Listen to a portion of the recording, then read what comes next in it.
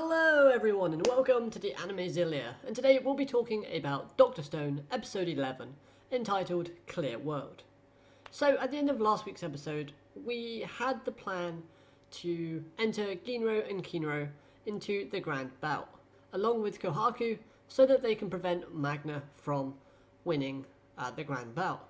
Otherwise it would be hard for them to get the all-curing cure to Ruri. So in today's episode we kind of continue on with that as we get some more training from Ginro and Kinro, and we also have another item obtained to help us in creating the cure. That's right, we're creating glass. But before that, we open up with some comedy involving Suika, and we get to see her face. That's right, we get to see what's underneath the mask, and although she's really cute, she has the unfortunate sort of problem where she has to screw up her face and squint like that as she has poor eyesight. However, the mask helps her to see better. That's why she wears it. It's thanks to the pinhole effect. You know, something I think about light sort of travelling in and travelling out. It allows you to kind of narrow it down. It explains it better in the episode than I just have, but that's just a slight gist of it, I think. And the emotional speech that Suika gives us at the start of this episode was just great. She states that she just wants to see a beautiful world and all the things that it has to offer, as well as the fact that she just wants to see her friends clearly, without all the fuzziness, and she states all this while crying. Most out of joy, but maybe a hint of sadness is involved as well, as she knows that she potentially has to kind of accept it and see what's going to come. Maybe it'll work, maybe it won't. So, anyway, how do we make glass? What's needed? First we need quartz or sand, and then that needs to be crushed into fine grains. So we find that pretty easily. Senku knows exactly where to find it. Chrome doesn't have any because he doesn't want to collect sand. Okay, fair enough. Then we mix in seashells, trying to say that word correctly, and 20% cooked seaweed, which is all sort of ingredients that we've used before to make soap. And then we add in lead finally, and heat it up, and kind of mould it into the correct shape. Now, one thing I found kind of weird, but then again, probably not, is that they needed to mould it into glass circles. Fine. But then, when we see them later on in the episode trying to make glass cylinders and stuff, they struggled to make that. So how'd they manage to make a perfect circle, but they couldn't make anything else and it just came out like lumps? Anime. And bam, we have seafood glass. See-through glass, not seafood. Wow, what am I doing? And then after grinding it down, we have glasses for Suika. And I love the fact that they don't actually have frames, so they just put it in a helmet. Which is great because I like her helmet's design on her character, and it actually kind of keeps that charm with the character. This whole first half was absolutely brilliant, and I love the part where she got her glasses and starts to see clearly, as it shows off the wonders of science and the joys that it can bring. The animation and music in this scene were brilliant, and it helped it to set the mood and sort of like the feel and the vibe of this part of the episode.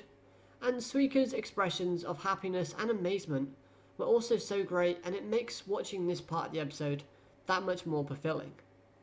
Glasses are great, because without these, I would not be able to see very well. Well, I can see alright, but after a while I end up getting blurred vision and headaches, so watching an episode like this, I can appreciate it. Then the second half of the episode, we meet Kensaki, a craftsman that created Kohaku's shield. And his intro was absolutely hilarious. It had me laughing a lot, as we have him tied up.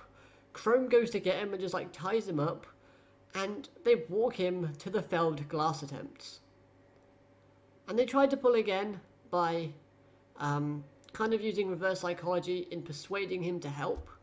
Senku's evil side shows as they purposely make mistakes in trying to provoke Kensaki into helping them, as they know that he's a master craftsman and he probably wouldn't sit back and watch all this lovely material get wasted.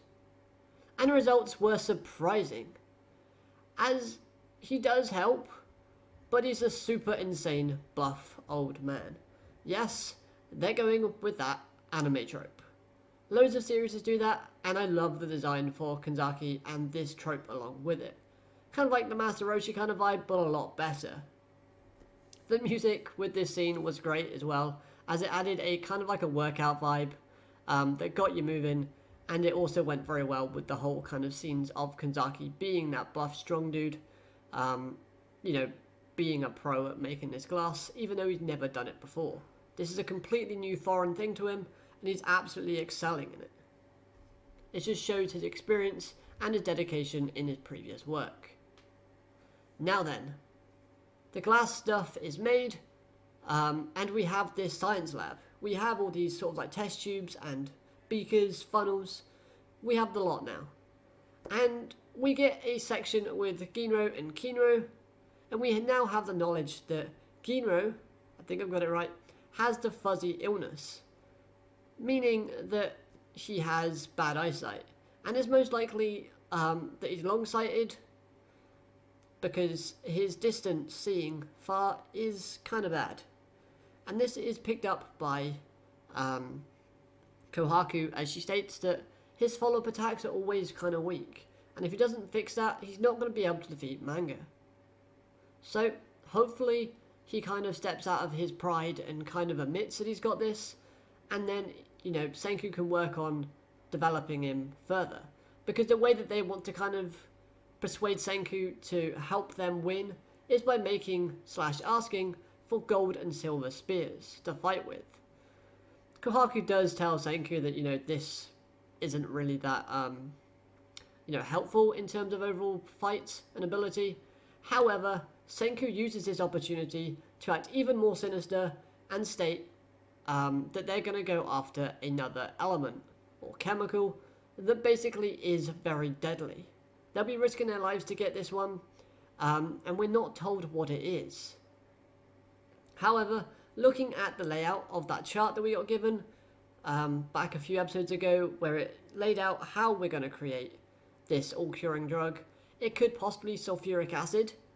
That could possibly be one, or something similar to that, because you know, acid is something that's very deadly and dangerous, and if they've got to get a lot of it and need glass to be kind of secure, because clay would just kind of erode in that, then that makes sense. I'm not a scientist, so hey, I'm just watching this series and I'm actually really enjoying it. Anyway, this was a brilliant episode with some amazing new characters being introduced, such as Kensaki.